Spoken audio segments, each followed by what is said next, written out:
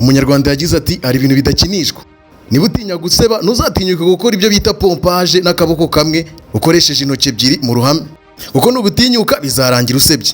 Ariko niba warabyitoje bihagije kandi ukaba ufite ibiro bitarenze 60, izi pompage z'intoki ebyiri uzazishobora.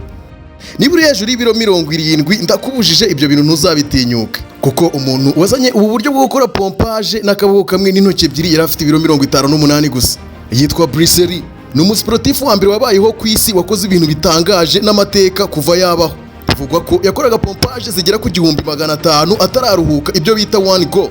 Uyu mugabo Bruce Lee ni gute yabashije kwigarurira imitima y'abakunzi ba sinema ku isi hose kugeza ubwo Amerika yatangiye kumwitirira cyangwa se ibitwita kumuriraho hit. Nge nitwa Ishimwe Elisa. Bruce Lee yavutse mu kwa 11 tariki 27 1940. Avukira ahitwa Francisco ariko aza gukurira mu Bushinwa aho bita Hong Kong.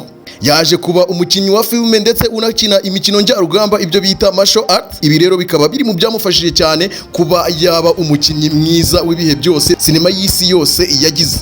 Ntago ari ibyo gusa yakoze kuko yagezaho akaba n'umwarimu wa filozofi, akaba azwiho rero guhanga udushya twinshi mu buzima bwamuranze mu myaka ye yose yamaze ku isi.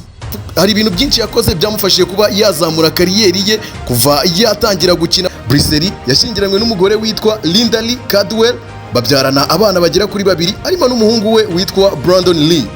Mu buzima bwe rero yarazwiho kuba yaragiraga ikinyabupfura cyinshi, akaba rero yaratekerezaga nk'abafilosofe cyane kubera ko mu bintu yize harimo na filozofi. Akaba yaraje kwitaba Imana mu 1973 afite imyaka 32 gusa.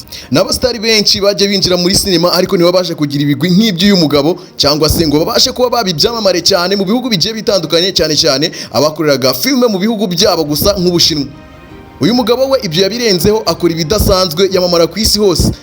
Reka nkubwire ibintu byamufashije kugira ngo yigarurire imitima y'abari batuye isi mu myaka y'ikinyejana cya 18 ndetse n'ikinyejana cya 19. Reka turebere hamwe bimwe mu bikorwa byamufashije kuba umunyabigwi isi yigeze kugira. Mu bintu byamufashije harimo ibintu 4 ngiye kukubwira.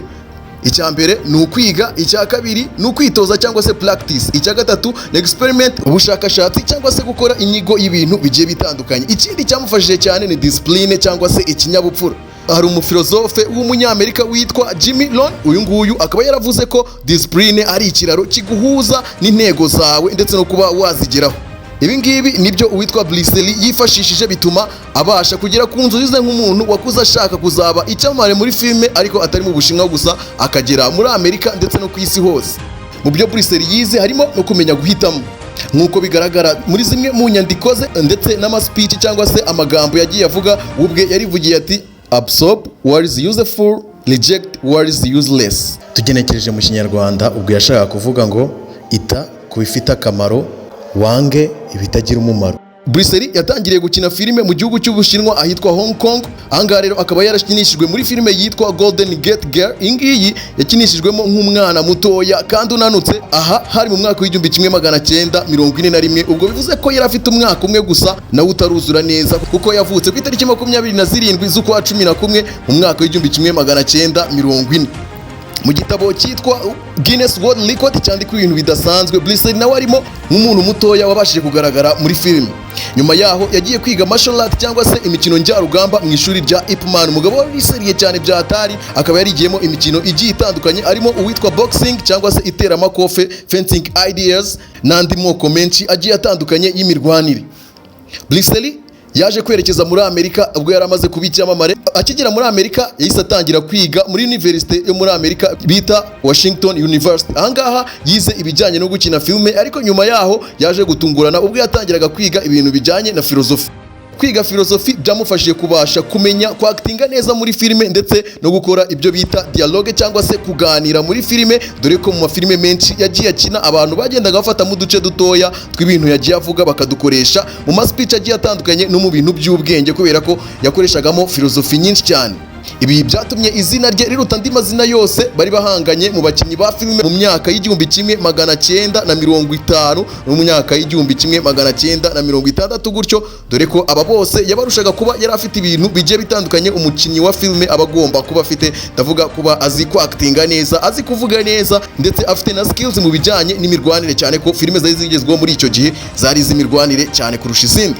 Amaze kubona ko akeneye kugira uniqueness cyangwa se umwihariko we, Bruce Lee yahisemo guhimba uburyo bwe bw'imirwanire bwari butandukanye n'ubwo ari buriho, hariho nka za kung fu, karate, boxing ndetse n'izindi, ahubwo we yahise afata imirwanire yose yari iriho ku isi ayihuriza mu cyo yise Jeet Kune Do. Ahangaha hari harimo imirwanire myinshi igiye itandukanye, harimo niyo yari yarahimbye ku giti cye. Ibi byamugize umukinnyi wa mbere ndetse n'umusportifu wa mbere wari uzwiho kuba yarazi imikino y'imirwanire igiye itandukanye kandi myinshi kandi yihariye. Rero uyu nguyu akaba azwiho kuba yarahoraga yiga ibintu bishya kandi agahora anahanga n'udusha, dore ko ngo uyu yahoraga mu myitozo, agahora muri gym amasaha yose, akarenzaho n'ikintu cyitwa practice, dore ko yasubiragamo inshuro nyinshi ibintu yabaga yize atitaye kuba yabifashe cyangwa se atabifashe. Ibi byamugiraga umukinnyi wa filime uhorana speed idasanzwe, dore ko abakameramani bagiye batandukanye bo mu myaka ye bagendaga bamushinja kuba yarabagoraga cyane mu gufata amashusho ya senize, dore ko ngo mu mirwanire yabaga yihuta cyane byadari, kandi kamera zo muri icyo gihe ntabwo zifite ubushobozi bwo kuba zafata movement y'ikintu kiri kwihuta. Bivugwa ko rero mu isegonda rimwe yashoboraga gutera imigeri irenze 5.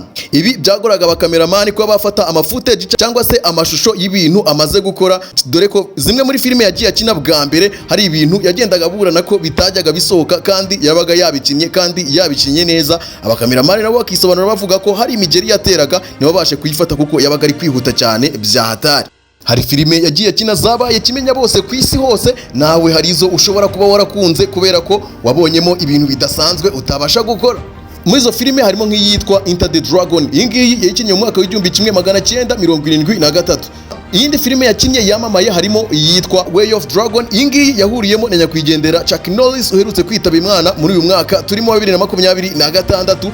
Iyi filime yo bayikinnye mu mwaka w'1973. Iyi filime yakunzwe cyane kubera uburyo irangira aho uyu Bruce Lee aba yahuye n'uyu Chuck Norris ufite umukandara w'umukara muri karate, akaba yarazwiho rero kuba yari umukinnyi w'imikino njyarugamba udasanzwe, nawe wari ufite imikandara myinshi. Muri iyi filime rero ubwo ibigeze kuri finali baba bari gukirira mu nzu ishaje aho haba hari n'ipusi, abantu bakaba baragiye babiteraho urwenya cyane bavuga ko iyi pusi ariyo ngo yabasifuriraga kugira ngo batangire kurwana. Iyindi filime yakinnye yitwa Fist of Fury. Iyi ngiyi yo yayikinnye mu mwaka w'1972. Nanone ayongera akina iyindi filime yakunzwe cyane n'Abanyaziya, yanamugize umusitari bikomeye cyane mu mwaka w'1971. Iyo filime yitwa The Big Boss. Iyi iri muri filime zamufashije kumenyekana cyane ku isi hose. Indi filime yakinnye yitwa Game of Death. Iyi ngiyi yasohotse mu mwaka w'1978. Gusa iyi filime yasohotse yaramaze kwitaba Imana kuko we yitabye Imana mu 1973. Bivuze ko iyi filime yari yarayikinnye mbere ariko bakaza kuyisohora nyuma, akaba ari nayo filime abantu babashije kumubonamo ubwa nyuma. Gusa ikintu gitangaje, hari abantu benshi batangiye kureba filime ze mu mwaka w'2000 bakagira ngo aracyariho kandi atakiriho. Niba nawe rero umukunda cyane, mbaje kubwira zimwe mu nkuru ze zisubije ibibazo wajyaga umwibazaho niba uri umufana we. Nje ndi Elize Ishimwe, mugire ibihe byiza.